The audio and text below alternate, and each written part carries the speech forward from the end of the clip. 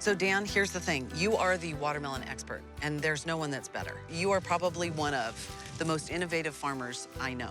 And I think it's so cool, from watermelon juice, watermelon water, to growing watermelon, to all the other things that you grow. Yeah, well, I think in farming, you've got to think out of the box. You've got to think out of the box and do something where the next farmer's not doing. Right.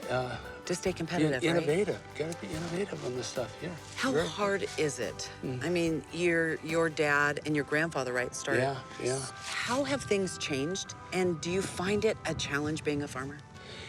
I think it could be a challenge being a farmer, but a lot of times I think of it as a consumer. What does the consumer want?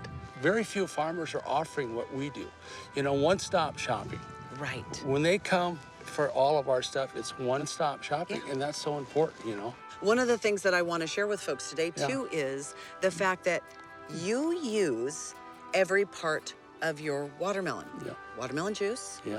The rind of the watermelon, if you're not Yeah, using it, yeah. you use it for feed. Yes. Did I miss anything else? Well, the seed. If you do the seed, the black seed has got a lot of value in it. And so I have a friend that's got a machine that I could take the black seed out, and he's got a market for it. What are you doing with the black seed? Well, the black seed, you roast it and you salt it, and you could put it on a salad, or you could put it on anything. It's just healthy for you. Really, Yes, really they good for say you. it's good for you. Even more special to Dan than his beloved watermelons is the fact that he's been able to pass on the family farming legacy and continues to inspire the next generation of Van Groningans. Your dad is quite an innovator. Yes. It's one of the things I've always admired about your dad, and I'm so glad we could do this show with him. He tries some of the most unique and things that you wouldn't expect a farmer to do. He's like, okay, let's try it. What do you think about that? He's got great ideas. It's very neat to see that he is always thinking about what's the next thing we can try.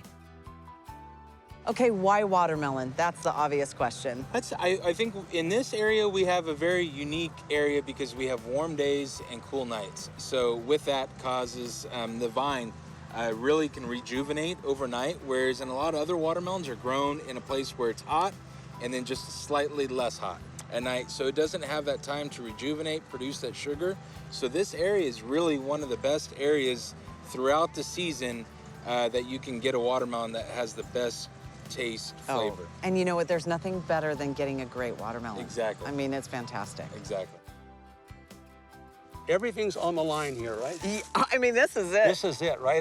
We're showing this. We're showing this one right here. Good or Okay. bad or... Which way we want to cut it, Laura? Do we want to cut it the long ways, or we want to cut it this way? I'm gonna go this way. Okay. What do you think? No, I'm going to go like this. Okay.